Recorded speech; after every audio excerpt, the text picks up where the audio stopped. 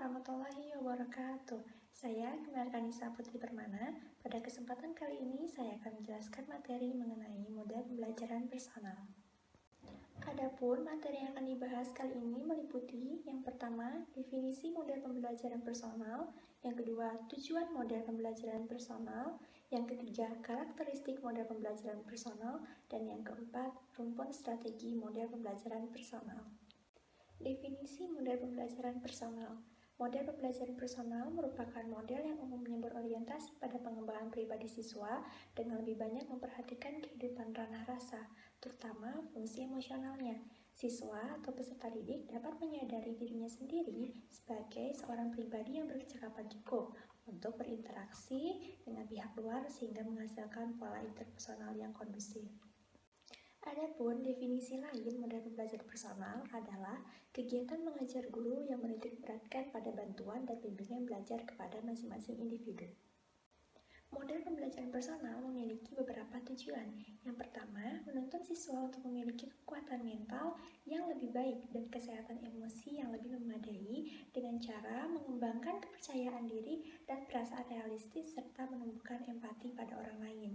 Kemudian yang kedua, meningkatkan proporsi pendidikan yang berasal dari kebutuhan dan aspirasi siswa sendiri, melibatkan semua siswa dalam proses menentukan apa yang akan dikerjakannya atau bagaimana cara ia mempelajarinya. Yang ketiga, mengembangkan jenis-jenis pemikiran kualitatif tertentu, seperti kreativitas dan ekspresi pribadi. Berikut ini merupakan karakteristik umum dari personal model atau model pembelajaran personal. Yang pertama, student center atau yang disebut juga dengan pembelajaran berpusat kepada siswa.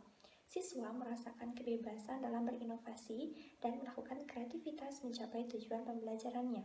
Tujuan pembelajaran dalam model pembelajaran ini murni tidak disamakan dan dinyatakan. Semua siswa diberikan kebebasan menentukan tujuan yang dikehendakinya. Yang kedua, pembelajaran tertuju pada peningkatan mental belajar dan penajaman kreativitas siswa. Mental belajar berupa kesadaran diri, konsep diri, pemahaman diri tentang segala potensinya, dan memahami cara mengembangkannya sesuai dengan gaya belajar yang disukainya. Yang ketiga, kegiatan pembelajaran harus dikemas secara fleksibel, menarik, dan tidak membosankan. Kegiatan pembelajaran dilakukan sepenuh hati, di mana tidak ada paksaan dan tidak ada standar baku yang disamakan kepada semua siswa, sehingga masing-masing siswa akan menampilkan performanya masing-masing. Yang keempat, dalam proses belajar siswa, guru dapat berperan sebagai pengarah dan fasilitator.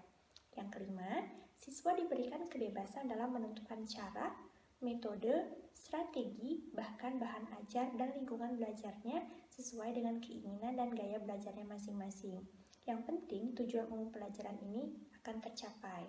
Kemudian yang keenam, proses penilaian berfokus pada produktivitas karya kreatif siswa sesuai dengan minat dan bakat serta potensi yang dikembangkan. Proses evaluasi tidak mengenal standar yang disamakan antara semua siswa, sebagaimana proses evaluasi dalam teori pembelajaran behavioristik. Model pembelajaran personal lebih menekankan pada emosi peserta didik, yang tujuannya dapat mengembangkan hubungan yang produktif dengan lingkungan dalam bentuk kemampuan membina hubungan yang harmonis serta memproses informasi peserta didik diharapkan matang secara emosional dan intelektual. Maka dari itu, model pembelajaran personal dalam dimensi pendidikan meliputi 4 rumpun strategi pembelajaran. Di antaranya yang pertama, pembelajaran non-direktif yang dikemukakan oleh Carl Rogers, yaitu bertujuan untuk membentuk kemampuan dan perkembangan pribadi, baik itu dalam kesadaran diri, pemahaman, dan konsep diri. Kemudian yang kedua, latihan kesadaran yang dikemukakan oleh Friedel, yaitu bertujuan untuk meningkatkan kemampuan interpersonal atau kepada peserta didik. Kemudian yang ketiga, sinektik yang dikemukakan oleh William Gordon, yaitu untuk mengembangkan kreativitas pribadi dan memecahkan masalah secara kreatif.